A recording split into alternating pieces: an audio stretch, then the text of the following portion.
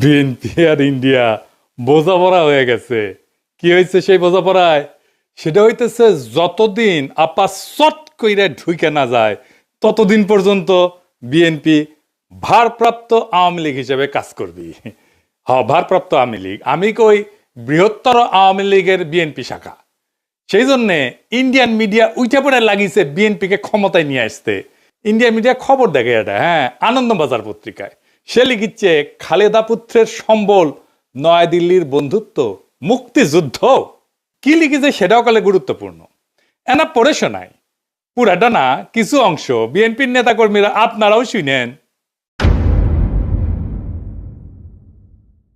ওটি লিখিচ্ছে মুক্তিযুদ্ধ এবং ভারতকে পুঁজি কইরা প্রায় ১.৫ যুগ পরে দেশের মাটিতে পা রাখতে চলেছেন খালেদা জিয়া পুত্র তথা বিএনপির ভারপ্রাপ্ত চেয়ারম্যান তারেক রহমান। নভেম্বরে সমাজ মাধ্যমে তারেক লিখেছিলেন, এখনই দেশে ফেরার বিষয়ে সিদ্ধান্ত নেয়ার সুযোগ তার জন্য অবারিত এবং একক নিয়ন্ত্রণাধীন না। অনেকেরই প্রশ্ন, দিন ১৫-১৮-র মধ্যে কি এমন হইল যে তিনি দেশে ফেরার ঘোষণা করলেন? বাস্তব হইল, মানে এখানে কইছে কেন দেশে ফেরার ঘোষণা করলেন, এটা কইছে এখানে। বাস্তব হইল নয়াদিল্লির সমর্থন অনেকটাই নিশ্চিত করে ফেলেছেন বিএনপির ভারপ্রাপ্ত চেয়ারম্যান।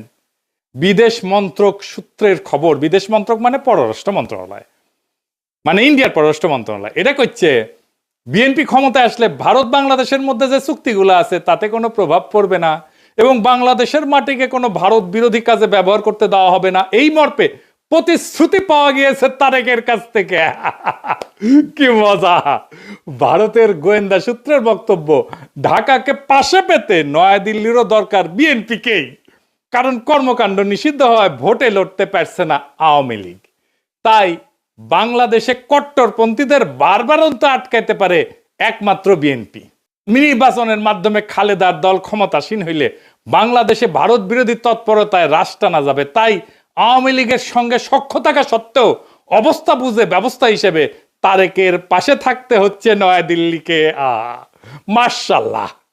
তাইলে তারেক রহমানের দেশে ফেরার সিদ্ধান্তটা ঝুইলা ছিল ইন্ডিয়ার সাথে বোঝাপড়ায়। আমি নিউজটা বাইর হওয়ার পরে কয়েকদিন দেরি করেছি এপিসোড করতে। আরে ক্ষীণ আশা ছিল যে